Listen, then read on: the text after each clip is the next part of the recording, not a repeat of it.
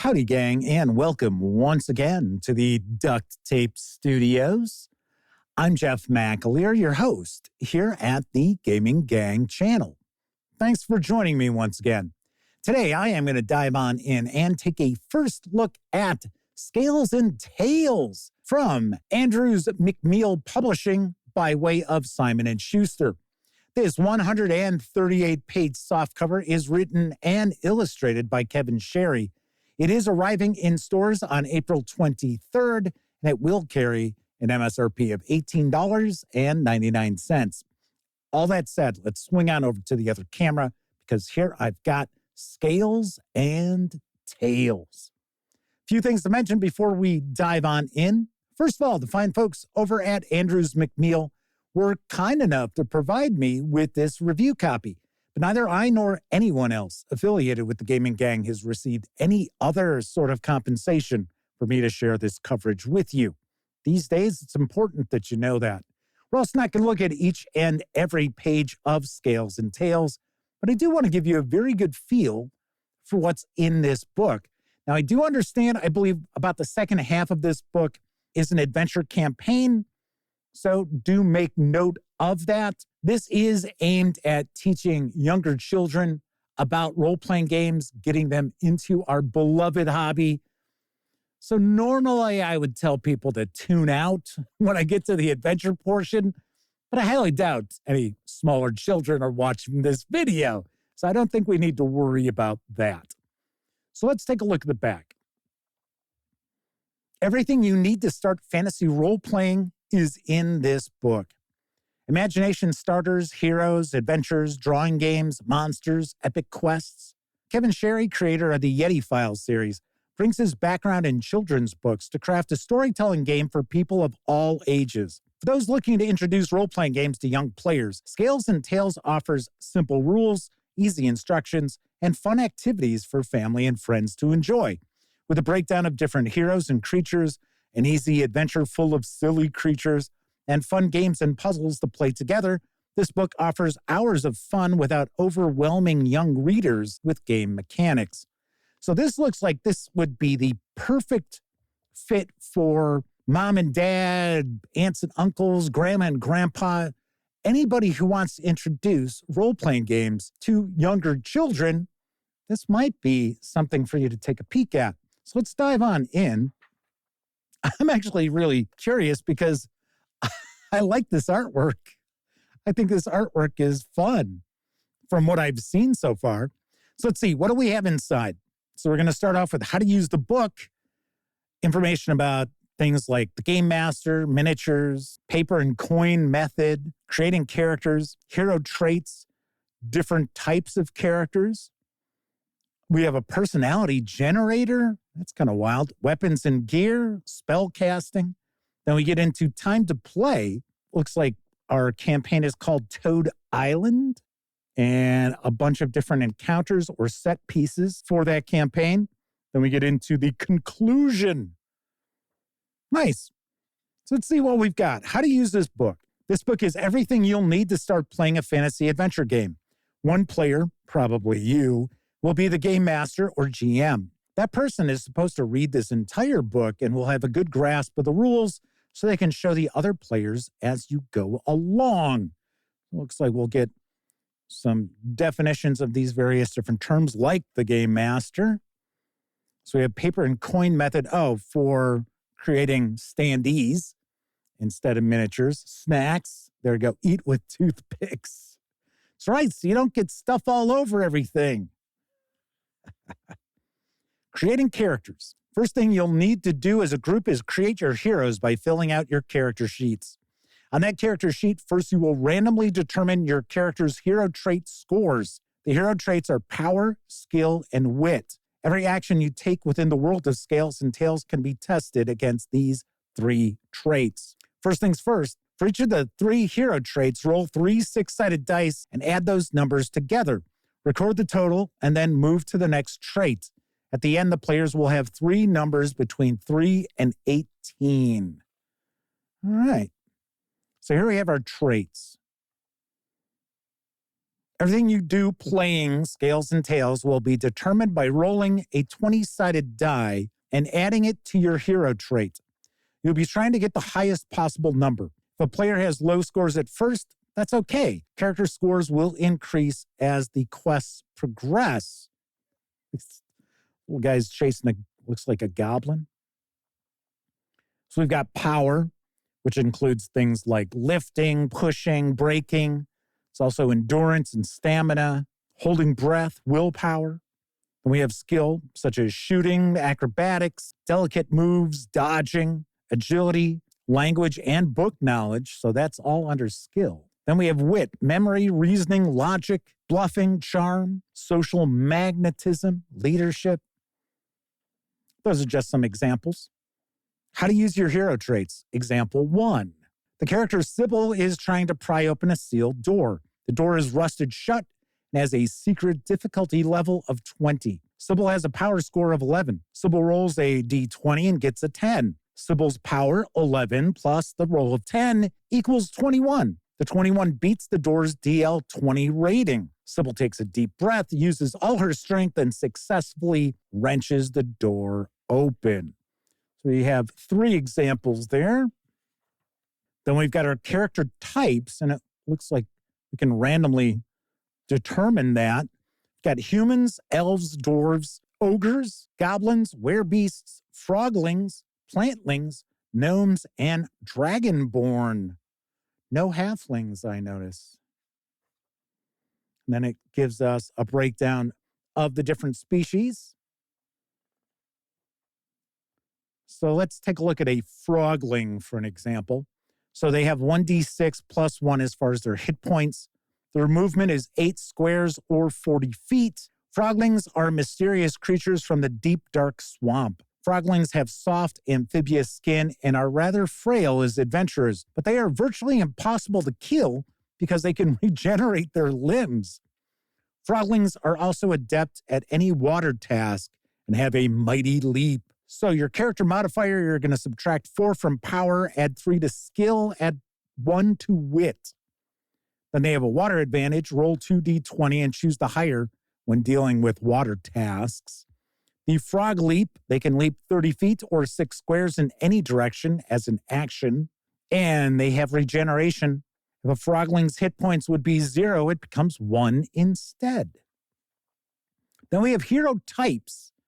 The guardian, the rogue, the wizard, the warrior. I like how we have the randomness here.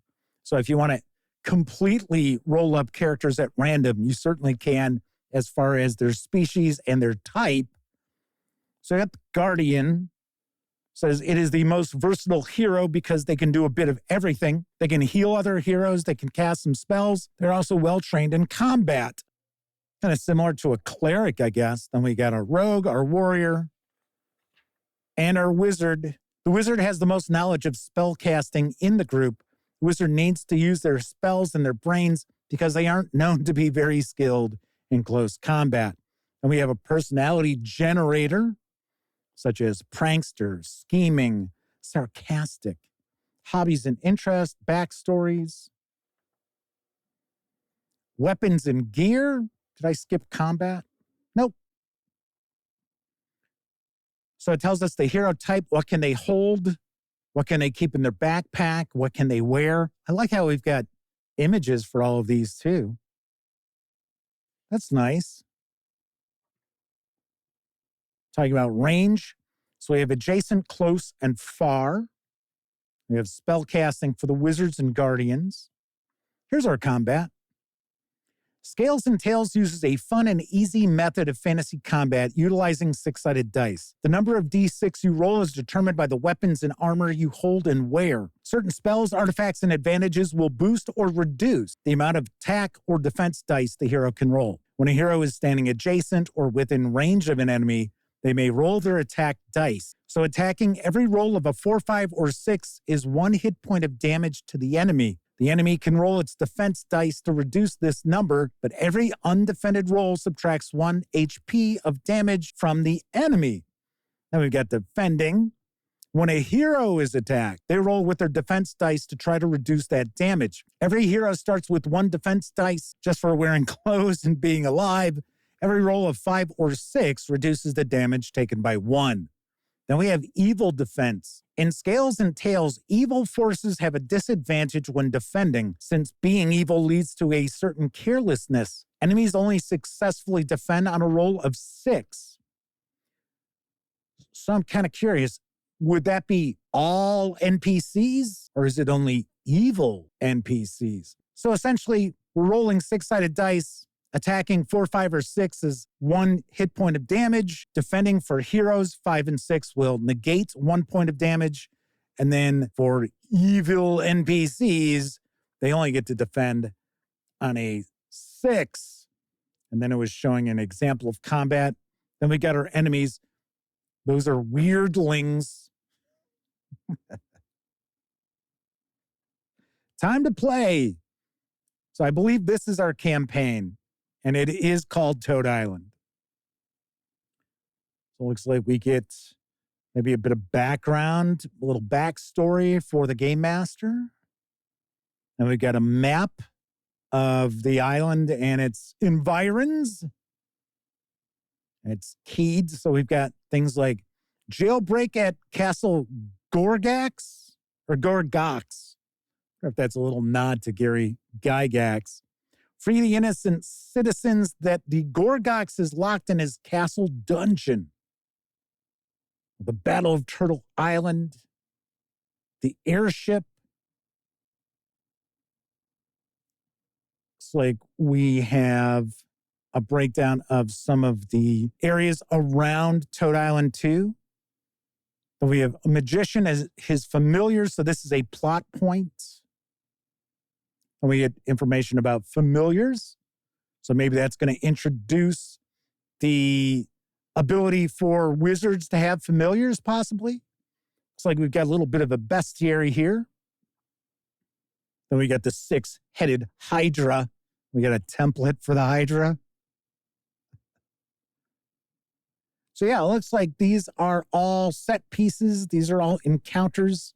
There's the jailbreak with the mighty evil Gorgox. Do you have a picture of him? There he is. That's our Gorgox. He's pretty big. The Deadly Dash. This looks like we have some mini games in here as well. Summon a Phantasm. Edwin Tortoise, Turtle Lord. Ooh, he's the corrupted dark Turtle Lord. And he's got a mustache. I